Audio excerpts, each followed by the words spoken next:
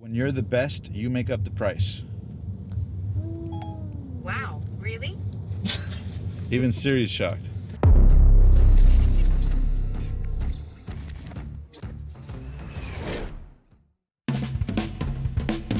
Hey guys, how I truly connect with my tribe is through breaking bread, meaning that we sit down, have a meal together, and just discuss the deepest things that's going on in our lives. And so I'm gonna be doing that with OMAR ELATTAR. We're gonna be going to the restaurant, and he's in the middle of a launch with Tony Robbins and Dean Graziosi. Might be a little bit flustered, but that's the time where I get to just truly connect with him and hang out as friends, and he's gonna give us a lot of key insights on how he was able to put this product launch together with two titans, you know, in the entrepreneurship world. Open Sesame is a dope Mediterranean restaurant that you're gonna enjoy. You're gonna get to taste some of that. What's funny is that Omar is about to drop some crazy wisdom and share with us on what it takes to build a platform as big as his. And so, not gonna lie, I'm really excited right now, bro. All right, let's go. Whoop! He's got the headphones on. He's got the headphones, you know, so we'll see. This is Omar, the rockstar ELATTAR right here. What's up, man? What's going on, man? Good to see you guys. We're about to eat at Open Sesame's, which is one of the best spots in Long Beach, California. Mediterranean food, so lots of good stuff. Whether you're vegan, vegetarian, you got protein, salads.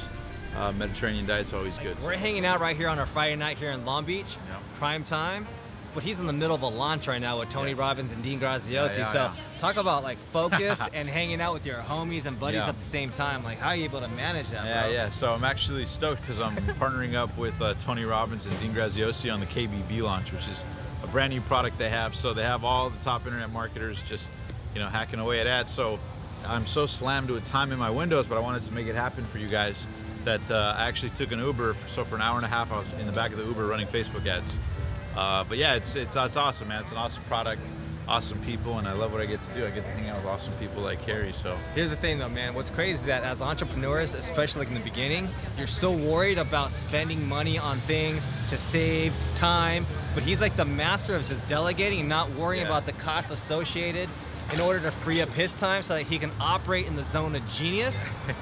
So like he took an Uber, probably cost what, 50 bucks, 60 probably bucks? like 65 bucks. So it cost 65 bucks to order an Uber, but for the whole hour and a half drive over here, he was working away making thousands. You get what I'm saying? Yeah. So the cost, 60 bucks, but in return, thousands of dollars coming his way, maybe even five figures. Yeah, right? yeah. This is gonna be a pretty big launch, but yeah, the way to think of it is like, you know, life is a matter of exchanging resources, right? You can exchange money for something, you can exchange time for something.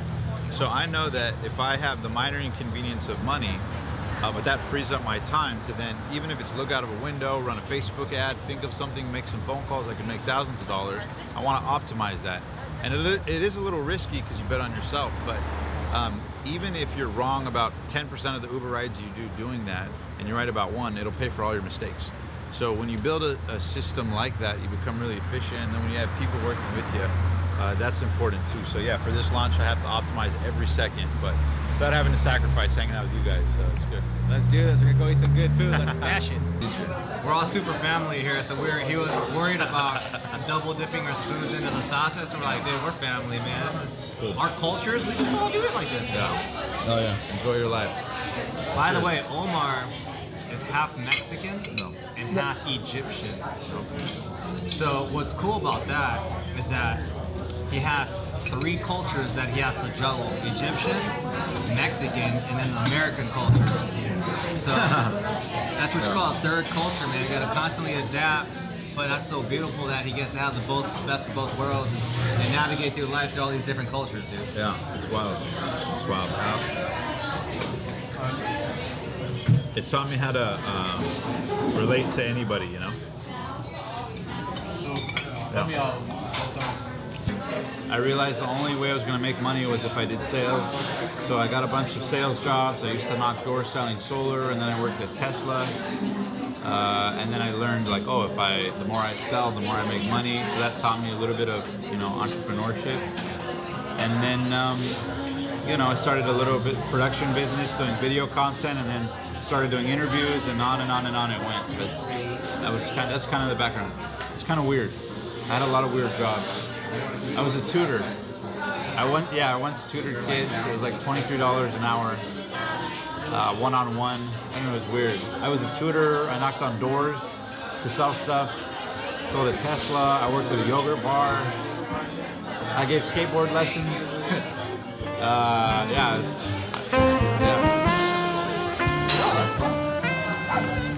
What are your essentials, real quick? These are James Swanwick Swanee's glasses. Gotta have the iPhone with the charging case, you know, gotta make it last. And I really don't go anywhere without my good luck Louis Vuitton wallet. It's one of the first luxury things I got when I started making money. It gave me good motivation to want to fill it up, not just have a nice wallet. Other than that, a good attitude, man. Those are pretty much my essentials. Yo, Omar. Yo, what's up, Curry? What goes behind interviewing some of the biggest freaking entrepreneur titans in the world? A lot of fun. A lot of stress. A lot of thinking on your feet. A lot of editing. And a lot of balls. A lot of balls. No, but that's what I'm saying, Yeah. because he and I have had many phone conversations like late into the night, Yeah. and we would tell each other's dreams and goals. Yeah, yeah. And I remember like one of the things that you said that really like stood out to me was the fact you said, "Yo, I want to Yeah. interview some of the scariest mother effers on the planet." You know what I mean? I remember that. And so that was so dope. Like say when you say, I'm not scared to interview the biggest names Yeah, in the field of business and leadership. yeah. And I thought that was dope. Yeah, it's funny. At that time, I like wanted to be like a magician in a sense. I got a high off it, you know, because like most people who start successful shows were successful before they started it. I wasn't.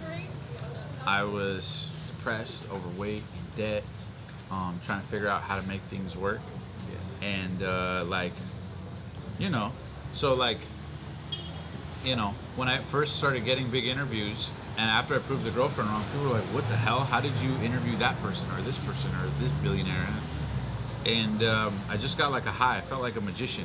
Like, you know, when they do a magic trick? Yeah. And people go, what? How'd you do that? That's how, you know, magician gets off. That's what keeps a magician inspired and passionate to do it. So there was a little bit of that. And I think at that time, like, it's funny. I think at that time, too, I was like, that was my way of like kind of like getting girls in a weird way, because I was like, okay, I don't focus on girls, and when I did focus, it broke my heart. So what if I kill it in this? Like, I just want to do some scary shit, like put me in a room with Tony Robbins, let's go, you know, because then they'll see my worth, and then, you know, proving people wrong. I had a lot of like, I felt, I don't know, maybe I was just sensitive, but I felt a lot of like doubt from people, my family, friends.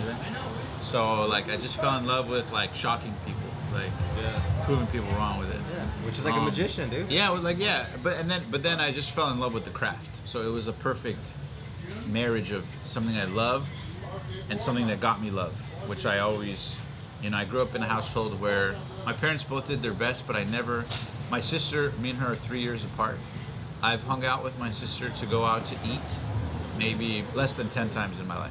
Maybe 5 times, one-on-one. She was always doing stuff. My parents, like, disconnected. But so I was always so inspired, but I didn't have friends, you know, I didn't have anybody. So when I finally did something that, you know, people cared about, I got addicted to it. All right, so my one piece of advice from interviewers, other than dipping Madeleines in hot chocolate, I'll give you 3 pieces of advice. Number 1, listen. That's huge. Like, listen. Absorb. You learn a lot, and it'll inform your next question, your next thought. It'll affect your whole rhythm of the conversation if you listen. Number 2, ask questions that you care about, that you really, really, really, really, really care about. If you ask that, instead of thinking like, oh, how do I look cool to an audience, or, you know, what sounds cool, or what will people like, that will take you up. If you really, really care, people will feel that you really, really care. You cannot transfer that with which you're not experiencing, right? Not at scale, not sustainably. So if you care about something, people will feel that. If you're just saying the words, they won't. So That's the second thing. And then the third thing is have fun. Try things. You're gonna fuck up, you're gonna mess up sometimes, but if you just keep trying, you'll find your rhythm, and then you'll get comfortable at, you know, your mistakes will get buried in your results, and just have fun. So those are my three things. Listen, have guts to ask questions you actually care about, and have fun, and let yourself mess up, and don't try to be perfect.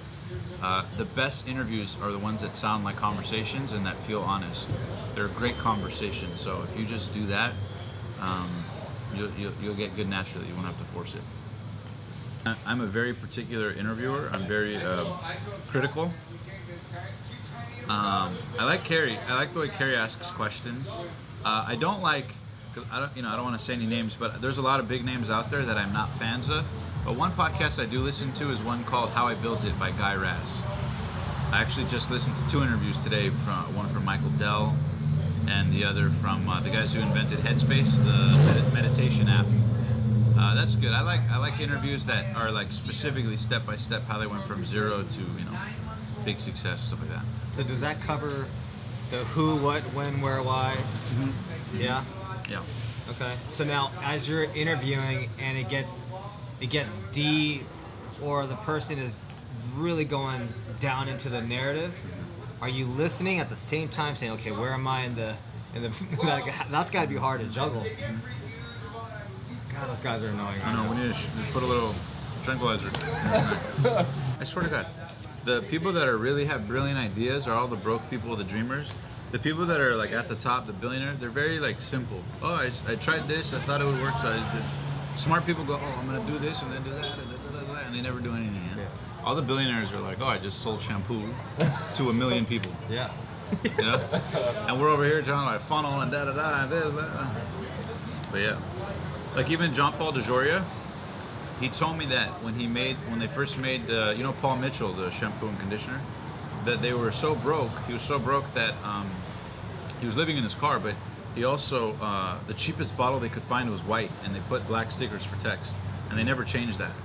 No, they used the same. They use still the same cheapest bottles, so they save the most amount of money. So it's pretty cool. What do you think is the biggest common denominator pain that all these 7, 8, 9-figure entrepreneurs have? I love that question. It's funny, actually. My goal was always to write a book called The Common Denominator. No. I swear. Yeah. So. All right. The common denominator, but everybody's different. But the one thing I will tell you, number one, they all have phenomenal teams and systems, for sure. They all have an assistant, a department. They're plenty of people. They don't waste time on their stuff. If they suck at it, they have somebody who does it, and they move fast. Second thing is the time from idea to execution is very short. If an idea pops up, they're selling it tomorrow or by the end of today. They're not like, oh yeah, let's work on it, let's develop it, let's wait 2 weeks. They're not like that. They're quick. Like Dan Fleischman. Yeah, exactly. And the third thing is they don't get very emotional when they lose. Like, oh, it sucks, move to the next. They're not very emotionally reactive when things don't go right. So I think those are the 3 main things. And then the last thing is they're all resilient to some capacity. They're all like this. Business is a series of mistakes. This goes wrong, that goes wrong, and you have to figure out quick. Well, what about this? What about that? What if I do this, or what if I sell it this way, or what if I don't have the money, so I find someone else to like fund the deal and then give them a percent? Or you have to. They're very good at finding creative solutions to problems quickly, or having a team of people who do that. You have to have a system for solving problems. And they're all very self-aware that like, oh, if I'm not good at this, someone else has to do that. They're all very self-aware in that nature, and they have a team that fills in for their weaknesses. Yeah, those are the core things. You know? Yeah. Who's the scariest? I've been. Oh wow. Ed Milet and Grant Cardone at the same time was pretty scary. Jean-Paul DeJoria was pretty scary. Jean-Paul DeJoria was probably, I was the most like, holy shit. He's the 44th wealthiest person in America. And he actually just sold a company, Patron, for $5.1 billion cash. So one of my questions during the interview was, I said, when the money hit your account, what's the first thing you did? He goes, I looked at it, I said, oh my God, and I wrote a check for $50 million to charity. And I was like, my like hair shook, you know? because I'm asking him. You know, I trip out all the time, bro.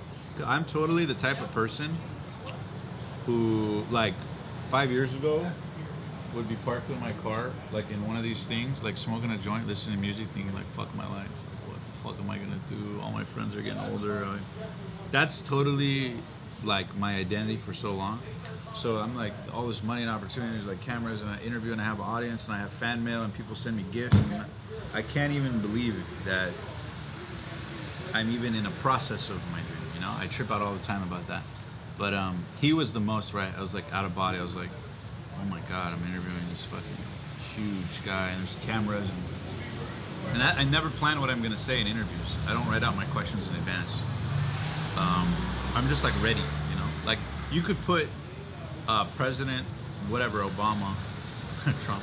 You could put President Obama and you could say, hey Omar, can you interview him in 5 minutes for 2 hours? Okay, cool, no problem, yeah, I'm just ready. I don't have any nerves or anything like that. But I do have a lot of out-of-body experiences where during the interview I'm like, oh my God, is this really happening? Oh my God, this is gonna live forever. Oh my God, my kids are gonna see this. Oh my God, this is so cool. I do have that. With him, probably more so than anybody. But what about when random people see you and they're like, the passionate few or dude, Omar the that's rock crazy. star? Like, how are you evolving into being crazy. that guy? That's crazy to me. That doesn't. Because you understand, to some people, you're the Tony Robbins to that person. In a certain smaller pond, yes, I could see that in the podcast. Yeah. But or the Napoleon Hill. You're like the modern Napoleon Hill to some people. yeah. It's crazy. It's very crazy because that's what I wanted, you know. I wanted that so bad, and I had like failed at so many things. So when you like really want something, and then it happens, like I used to write down, like it's kind of vain or whatever, but I used to write down on a piece of paper, I'm the highest paid interviewer on the planet. I have the best interviews on the planet. My interviews are the #1 rated interviews on the planet. People call me the best interviewer. I am the best interviewer. And it's funny because now when I read my YouTube comments, they all say the same things that I used to write down, like literally word for word. Except for now, you are instead of I am, correct? Yeah, exactly. Yeah, it just changed. But that hasn't happened too many times. It's maybe happened like 50 or 60 times. So it doesn't happen like every day, but it happens like every week. You know, like once or twice a week. Or like, oh, you're the guy. Oh, I love your interviews. And that is a very fulfilling feeling because I'm not. You know, in other lines of work, you're pretending to be someone, or you have a craft or art. But when it's something that you love to do and you're being yourself doing it, and people appreciate it, it's the most fulfilling thing in the world. It's so fulfilling, you know. It's yeah. But I totally resonate with being the guy parked right there, smoking a joint with no money, no gas, and just trying to. I don't know, wing it, you know? Yeah. So I never lose sight of that, you know? Yeah. Can you share a little bit about the fact that you had written in your journal, I am the highest paid interviewer? The fact that you use present terms, right? Yeah. At that time, when things haven't happened yet, can you talk about the power behind that? Yeah, to be totally. able to, Very, very simple. And a lot of people think it's metaphysical, period. We move towards the images we hold in our mind. Period. Hear that again. We move towards the image we hold in our mind. Your life is going to move somewhere, right? Your life, my life. It's going to end up somewhere. That somewhere, let's evaluate. Let's evaluate all the possible things that could influence that. Number one, life just happens to you. Number two, you happen to life. Okay, so obviously you happen to life is more, you have more power in that situation. So you just ask yourself, what is the image I want to move towards? And if you hold an image in your mind, you will move towards it. I don't think it's a coincidence that I wrote down, I see myself with Tony Robbins, I see myself, that now I've partnered with him, I've made money with him, I've gotten gifts from him. You know, he took me to Date with Destiny. Yeah. I went backstage with Tony. They comped my ticket, it was like $5,000. I flew down, I was there for a week. I don't think that's a coincidence, you know? I think we move towards the images we hold in our mind. It's like, well, I'll give you an example. So say I say cupcakes, right? Or underwear, right? Underwear. Your mind just went and saw images of it, right? If I say, what color are your socks? Don't answer me, but your brain answered the question because you asked it, right? If I say, hey, how much money do you have in your bank account? You may not tell me, but your brain is now going, so you ask your brain a question, you give it a command, it will do it. So the more you give it the command, the more you embed that belief, and the more like I said, if you hold something in your head long enough, your reality and your future, if you hold it, they start to mend it to one. So I have seen that in many ways. I remember, at one point my goal was to get to like $10,000 a month, then it was to get to like $100,000 a month.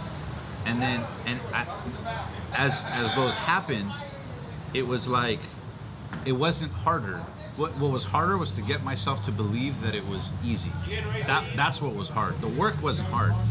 Getting myself to think I'm the type of person who's capable, that was way harder than the actual mechanics of how it happened. So I think I think you choose your identity. I think life is like a restaurant. You go to a restaurant, you tell the waitress what you want, she brings it, and there's some time. I think in life, we wake up every day, a lot of us don't place our order, and we wonder why we never got to eat.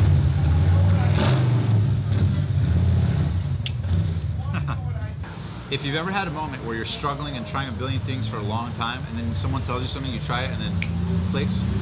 That happened for me when Andrew Warner, who used to have an interview show, told me to talk to my audience. So I put a link and I said, hey, we're offering calls, schedule a call, whatever. I still do that from time to time. And talk to people who want to talk to you for 10 or 15 minutes from your audience. And you'll notice patterns about the way they think, about their problems, about their concerns, about their challenges, or maybe you have a good conversation and they say, hey, actually, can you help me with this? Or hey, do you have any products or services? Or hey, could you coach me on this? And that's how I started doing coaching. And my coaching prices, when I started, it was like $100 an hour. And then my first big program was $2,500, and then within 18 months I went to $25,000. So I literally went from $2,500 to $25,000 for the same deliverables of consulting and coaching, and the sales were easier. I found that at my $25,000 clients follow through. They're much more responsive. They get things done. The transaction was easy. Yeah, sure. Where do I send the money? Cool. The $2,500 clients, I don't know. Can we get a deal? Can we get a bet? I don't know. It's a little steep. So yeah, so I would say talk to your audience. Bottom line. And as you do that, you'll get to learn from them, and then you can scale your business ideas based on their problems. Right? Business is a matter of solving problems. So talk to them. That's the simplest way. I tried a lot of things, by the way. And a lot of people might hear that and go, oh, that's a lot of work, though. Trust me, it's less work than trying to guess and trying to sell them stuff and failing. Talk to them. And if you want answers, ask questions, And now I want an answer. Yeah. What about the people who are now stuck at that $2,500, dealing with those type of clients? Yeah. How, they move on? Very simple. Raise your price. That's it. Raise your price and make a deal with yourself that you won't go back, even if you're like, oh, keep $2,500 or whatever. No, this is our cheapest package. They're not interested. Okay, no problem. That will discipline your mind to like, oh shit, we have to figure this out. We have to. And when you make that mental decision, your brain will start thinking on that frequency. So that's my best advice. Have you noticed the transition where we go from like Jim Collins' good to great, or from zone of happiness or zone of excellence to zone of genius? Yeah, great question. And I think the answer to that is that it doesn't take more physical work. I think it takes more mental work. And when I say that, this is why I meditate. Anytime you're stuck, in my belief, it's because we're distracted. In the book, it talks about, when's the last time you thought with your eyes closed? Most of us think with our eyes open.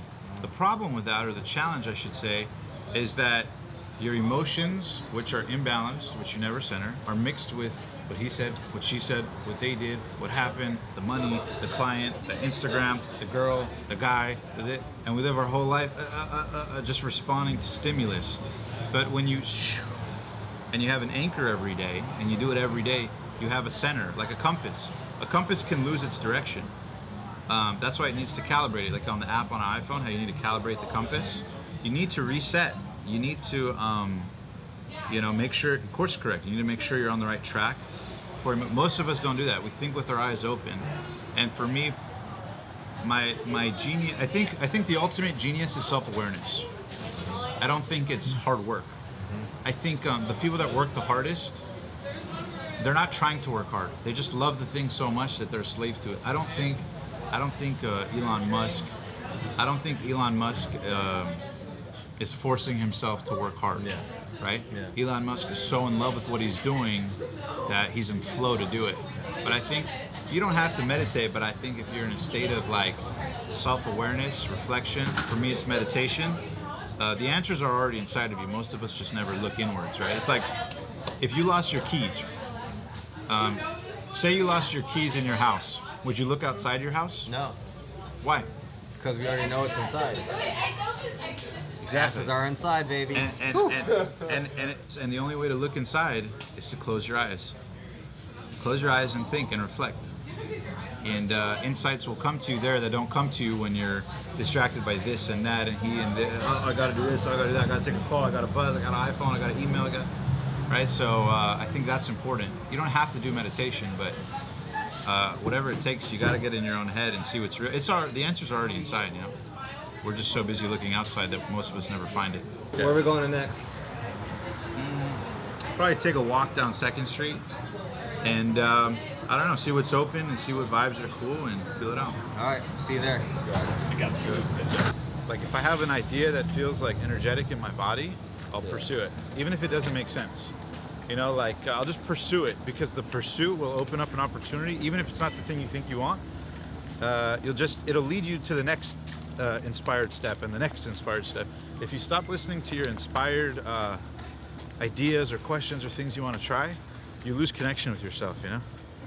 When I worked at Tesla, I started meeting all these successful people and I was starting to do these interviews trying to figure out how to monetize them. So I realized like, oh, what if I take my guys' production skills and I sell business and services to all of my customers? So I would sell them a car and a commercial. That's how I started my production business, and then I quit Tesla and I focused on that. Now turn left onto Corona Avenue. That's funny. epic. I don't think I've ever told anybody that. That's funny, yeah. Your podcast is right up there with some of the best. Thank you, brother. No, I'm being serious. I just see what I know, right? Appreciate that. Thank you. But what do you say, or what's like the future of like having guests and interviewing them? Is there still a future for that, like in 2020, for people even thinking about that? Fantastic question, and the answer is, if you're logical about it, no. If you're logical. If you're passionate and inspired, the universe rewrites the rules for people who are acting out of fire. So if you're acting out of fire, the logic of is there a market, is there, all that becomes irrelevant. There's always room for excellence, always, in any industry, period. If you're excellent at something for a sustained enough period of time, people change their mind. When you're more confident about their doubts, you control the customer. Look at Apple. Look how many obstacles and hurdles. Yet they invent prices. We all know that they like control and manipulate a lot of different parts of it. I love Apple, but look how successful they are. They control their customers. See what I'm saying? Yeah. So, you know, you learn because they have defined excellence. They communicate that, they're excellent design, and we're the best. There's always room for the best. John Paul DeJoria, when I interviewed him, I'll never forget. They were selling Patron tequila, which at the time was the most expensive tequila. I said, how did you guys know how to price it? Sorry, he said, I didn't quite catch that. Check this out. Could you please repeat it? He says, when you're the best, you make up the price. Wow, really? Even Siri's shocked. Yeah, when you're there's always room for the best, and when you're the best, you make up the price, and competition is irrelevant because you're the best. So, point in case, for me, I want to be the best at interviewing. You see what I'm saying? Yep. So I think because of that, I'm able to sort of not have to think about it logically. Oh, is there a market for it? So can I say for other people, if any advice I could give you would sway you from doing it, you probably shouldn't do it. When you're so inspired that what other people say is irrelevant, you know that core idea can guide all the other stuff you don't know. Does that make sense? Yeah, 100%. On a handful of occasions, you told me that you want to be the best damn interviewer in the world. Okay. And that's such a unique desire to have, right? So what's like the underlying motive as to why you want to be the greatest question asker and interviewer? Yeah, again, man, I got to take my hat off to you. Beautiful question. The answer is, truthfully, there's a lot of things that in advance, I had the inkling that I knew I would love it or like it, but there's just so many benefits to it, that like now it's intoxicating. It's funny, I just made it my job. Nobody told me to, Yeah. I have this whole thing running. I just assumed it, and the universe was like, okay, I guess you're so serious about it. Fuck it, here's 10 grand. Here's 100 grand. It's just like when you're so convicted, stuff comes to you, So I don't know, for me, to be honest, there's a culmination of things flowing with that. The fact that I can inspire people through telling stories that they themselves, would love to know, would love to hear. I felt so many interviews didn't ask, what was your first million like? Did you trip out? Did you sleep with it your first night? Like, was it a trip? So I started asking, remember I said earlier, one of my best pieces of advice is to ask the questions you really want to ask. Yes. When you do that, you attract a different energy in people than if you're just asking questions just to ask, And it's all these little extra details that come from inspiration more than logic that end up separating results. So anyways, for me, there's a huge element of that. So it's fulfilling to touch people. It's fulfilling to do what I love to do. Communicating and asking very specific questions that they have to answer is amazing. You meet people, you want to partner on business ventures. People believe in you because they know that before you've ever met, you've already committed to something. So they know you're in it to win. A lot of times in partnerships, you're taking a risk. Is this person as good as they say they are? Do they have the same vision? But when you execute and you're inspired, people go, okay. They just trust you. So, and then I have an audience, so there's so many benefits that I'm just squished in the middle of all of it. I could never imagine adopting another identity. Like, I swear, I know it sounds overly dramatic, but when you're inspired to do something, you will take more action, you'll take more risk, you'll push yourself because it's so like, if I was to do that. And for me, interviews were like that, to me it's like, if I could sit with Grant Cardone, if I just had 1 hour, like the things I could ask him, if I and then you do it and people love it. Look at Omar in the back. Sean. Hey, what up, Sean Gunna? These are my boys from Montreal.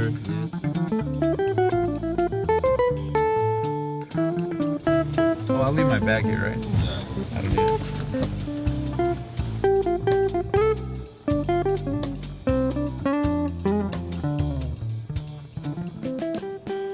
Be more self-aware.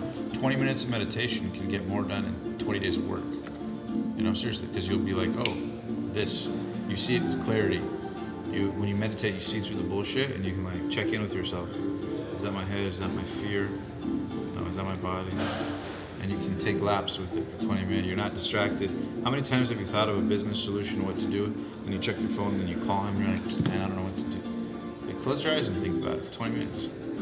And like your brain will relax into the end. You'll know. It'll just come to you. Check this out. You'll find that the universe matches your body more than it matches anything else. If your body's relaxed, think about what's confidence. Can somebody be confident without? How many times has somebody maybe thought you were more awesome than you are, or more confident than you are, even though in your head you were nervous? It's because in your body you were relaxed. Confidence is right there. A lot of energy is transmitted through your body. We're just so ego-driven and selfish and logical and used to failure that we like think about all the things. We forget that like that's what your body's 90% of you. Your head's 10%. And yet this is controlling 100% of your life. What about the 90% that's supporting? Literally, think of the metaphor. Your body supports your head. So in business, your body supports your head. You try to do it with 10%. You're not using all of yourself. And again, I think for that, I don't think you have to be fit like CARY, which probably helps. But like, just you have to be something physical. Something you get your endorphins going, your adrenaline. Something that makes you better yesterday than the day prior. Like CARY, like for you, what is it about fitness that you love that makes you so consistent no matter how you feel? It changes my state, man. Yeah. right? So it's like whatever, it gives me confidence, right? When I feel like I've pushed my body, and it's an out of body experience. So, but that comes from within. Once I have that, self-confidence is everything. So it's kind of like what you said earlier, when your body is moving, your mind is grooving, and that really dictates the pace of what else you can do. Yes. And it's self-confidence, man. Yeah. You know. So I would encourage you guys to try it for even one day. Just pick a day. Say, you know what? I'm gonna make decisions today based on my body. Even if you think about it, even with food, don't say what does my head want. Say what does my body want. Your body's not craving French fries. You know what I'm saying? You know what I'm saying? Yeah. Your head is, and I've been there plenty. But yeah, your body. We're here in Long Beach, been together for about 5-6 hours. My boy Omar, and of course you guys, Reps Label, THAO. What did you think of tonight, just hanging out as bros, but we're also collaborating, creating new things? What were your thoughts, real quick? Some closing remarks. I think we had a fun day. You guys tagged along. You got to see a little bit of the journey. It was awesome to have your questions, your team's questions. You guys got to pick my mind in a way that I've never shared prior. And I'm just proud of the Kaizen movement that you have. And you know, you have a gift, CARY, and I can't wait to see you continue to help people with it. Thank you, live events, your digital content. And it's no wonder people subscribe. So yeah, big shout out to you guys, man. Big shout out. Look for more. Well, Yes. Hey, cheers.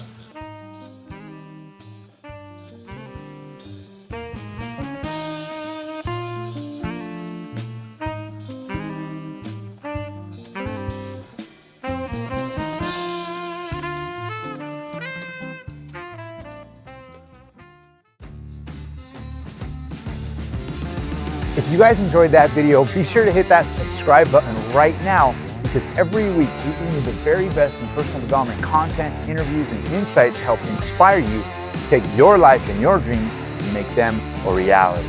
And also, if you want to know how to book dream guests the same way I have, you can check the link below for my top 3 secrets. So if you have a podcast or a show or whatever it is and you want to collaborate with them, if you click that link below, I'll give you those top 3 secrets to help you get in touch with anybody.